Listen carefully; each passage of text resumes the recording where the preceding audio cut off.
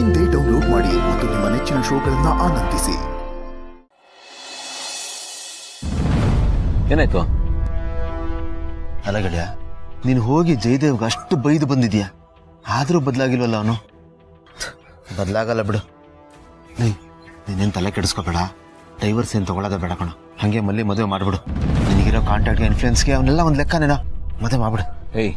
ಇದು ಏನು ಸೈನ್ ಹಾಕ್ಲಿಲ್ವಾ? ಗೆಳೆಯ, ನಾನು ಹೇಳಿದ್ನಲ್ಲ, ಡೈವರ್ಸ್ ಅಪ್ಲೈ ಮಾಡೋದು ಬೇಡ, ಹಾಗೆ ಮದುವೆ ಮಾಡ್ಬೇಡ ಕಣ. ಅಲ್ಲ ಕಣ, ಮನುಷ್ಯನೇನವಲ್ಲೇ ಕಂಡೋರ್ ಮನೆಗೆ ಬೆಂಕಿ ಇಟ್ಟು ಚಳಿ ಕಾಯಿಸ್ಕೊಳ್ಳೋ ಜನ್ಮ ಒಂದು. ಅವ್ ಏನಂದ ಅಂತ ಸರಿಯಾಗಿ ಹೇಳ ಹೋಗ್ಲಿ. ತುಂಬಾ ಕಷ್ಟ ಆಗುತ್ತೆ ಗೆಳೆಯ.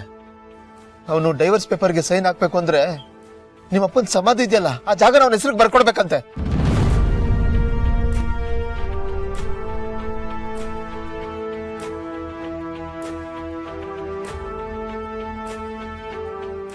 ನಮ್ಮಪ್ಪನ ಸಮಾಧಿ ಜಾಗ ಕೇಳದ? ಹೆಂಗೋ ಕೊಡಕ್ಕಾಗುತ್ತೆ? ಅಲ್ಲ, ನಿನ್ ಸೆಂಟಿಮೆಂಟ್ಗೆ ಒಂದು ಸ್ವಲ್ಪನೂ ಬೆಲೆನೇ ಇಲ್ವಾ? ಜನ್ಮನ ಒಂದು ಮನುಷ್ಯನ, ಅವನು ರಾಕ್ಷಸ. ಕೊಡ್ಲಿಲ್ಲ ಅಂತಂದ್ರೆ ಡೈವರ್ಸ್ ಪೇಪರ್ ಸೈನ್ ಹಾಕಲ್ವಂತೆ, ಅವಳಿಗೆ ಮದುವೆ ಆಗಕ್ ಬಿಡಲ್ವಂತೆ.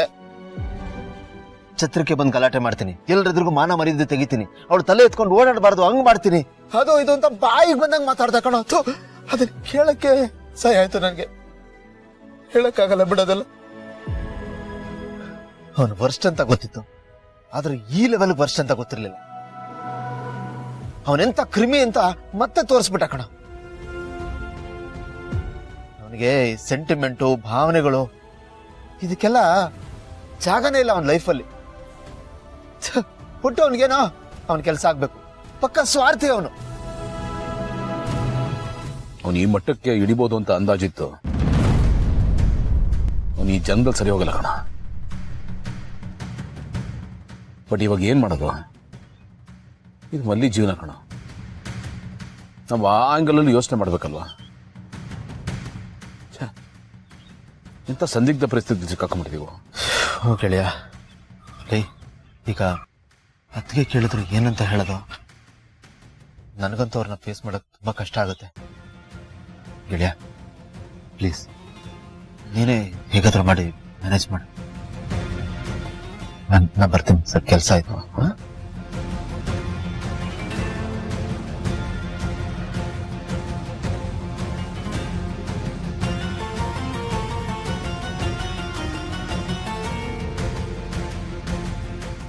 ಅವರಲ್ಲಿ ಕಾಫಿ ಕೇಳ. ಏನಾಯ್ತಂತೆ?